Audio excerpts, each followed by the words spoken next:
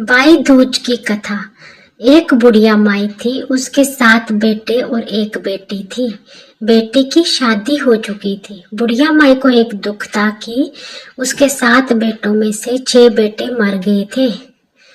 जब भी उसके बेटे की शादी होती, फेरों के समय एक नाग आता और उसके बेटे को डस लेता।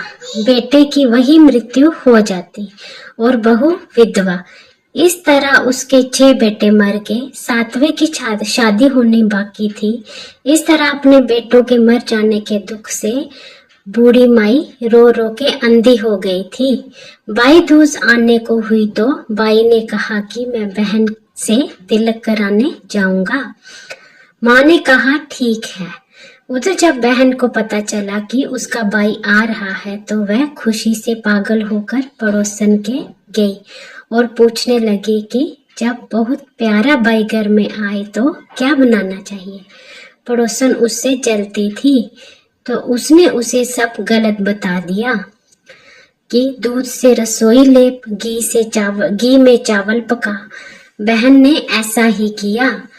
उधर भाई जब बहन के घर जा रहा था तो उसे रास्ते में सांप मिला। सांप उसे डसने को हुआ। भाई बोला कि तुम मुझे क्यों डसना चाहते हो। सांप बोला कि तुम्हारा मैं काल हूँ और मुझे तुमको डसना है। भाई ने उससे निवेदन किया कि मेरी बहन मेरा इंतजार कर रही है। मैं जब तिलक करा के वापस लौटूंगा तो तब तुम मुझे डस लेना। इस पर सांप बोला कि भला आज तक कोई अपनी मौत के लिए लौट के आया है जो तुम आने के लिए कह रहे हो। भाई ने कहा कि अगर तुझे यकीन नहीं है तो तू मेरे जोले में बैठ जा। इस पर भाई ने कहा कि अगर तुझे मुझ पर विश्वास नहीं तो मेरे जोले में बैठ जा। सांप ने ऐसा ही किया। बहन के घर जब भाई आया तो वह बहुत खुश हुई। भाई बोला कि बहन जल्दी से खाना दे, बड़ी भूख लगी है। अब बहन खाना कैसे दे, क्योंकि पड़ोसन के बताए अनुसार दूध से लिप कर रसोई सूखी नहीं और घी में चावल पके नहीं। तब भाई ने कहा कि बहन इतनी देर क्यों लग रही है, तू क्या पका रही है।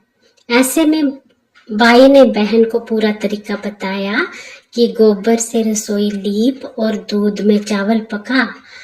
बहन ने ऐसा ही किया। खाना खा के भाई को बहुत जोर की नींद आने लगी। इतने में बहन के बच्चे आ गए। बोले मामा मामा हमारे लिए क्या लाए हो। भाई बोला कि मैं तो कुछ भी नहीं लाया। इस पर बच्चों ने मामा का झोला ले लिया और खोलकर देखा तो उसमें सांप की जगह हीरे का हार था। अगले दिन भाई बोला कि अब मुझे जाना है, मेरे लिए खाना रख दे। बहन ने उसके लिए लड्डू बनाकर एक डिब्बे में रख के दे दिए। भाई कुछ दूर जाकर थक कर एक पेड़ के नीचे सो गया। उधर बहन के बच्चों को जब भूख लगी तो माँ से कहा कि खाना दे दो। माँ ने कहा खाना अभी बनने में देर है। तो बच्चे बोले कि मामा को जो रखा है वही दे दो। तो वह बोली कि लड्डू बनाने के लिए बाजरा पीसा था, वही बचा पड़ा है चक्की में, जाकर खा लो। बच्चों ने देखा कि चक्की में तो सांप की हड्डियां पड़ी हैं। यही बात माँ को आकर बताई तो वह पागल सी हो गई। भाई के पीछे भागी, सभी से पूछती किसी ने मेरा भाई देखा, किसी ने मेरा भाई देखा।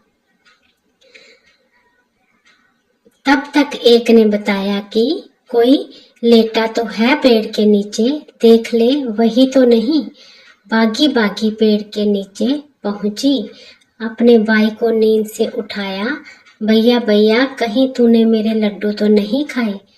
तब बहन ने भाई से कहा कि मैं भी घर तक तेरे साथ चलूंगी। कुछ दूर जाने पर उसे एक बुढ़िया मिली जिसने बताया कि तेरे भाई पर संकट है, तेरे 6 भाई मर गए हैं और 7वें की शादी होने पर यह भी मरेगा। बहन ने बहुत प्रार्थना करने पर उस बुढ़िया ने बाई को बचाने का रास्ता पूछ लिया। बाई के पास आकर बोलने लगी, तू तो जलेगा, कुटेगा, मरेगा। बाई चौंक गया पर उसे कुछ समझ नहीं आया। इसी तरह दोनों भाई बहन माँ के घर पहुंच गए। थोड़े समय बाद बाई के लिए सगाई आने लगी। उसकी शादी तय हो गई। जब बाई का सेहरा पहनाने लगे तो वह बोली, इसको क्यों सेहरा बंधेगा, सेहरा तो मैं ही पहनूंगी, ये तो जलेगा मरेगा। बहन ने देखा उसमें कलगी की जगह सांप का बच्चा था। बहन ने उसे निकाल के फेंक दिया। सभी लोग बहन की तारीफ करने लगे। अब जब बाई घोड़ी पर चढ़ने लगा तो बहन फिर बोली, ये घोड़ी पर क्यों चढ़ेगा, घोड़ी पर तो मैं बैठूंगी, ये तो जलेगा मरेगा। सबने उसे घोड़ी पर भी चढ़ने दिया। अब जब बारात चलने को हुई तब बहन बोली कि पहले इस दरवाजे से मैं निकलूंगी, ये तो पीछे के रास्ते से जाएगा, दरवाजे से तो मैं ही निकलूंगी। जब वह दरवाजे के नीचे से जा रही थी तो दरवाजा अचानक गिरने लगा। ऐसा करते करते फेरों का समय आ गया। जब दुल्हन आई तो उसने दुल्हन के कान में कहा, अब तक तो मैंने तेरे पति को बचा लिया है, अब तू ही अपने पति को और साथ ही अपने मरे हुए जेठों को बचा सकती है।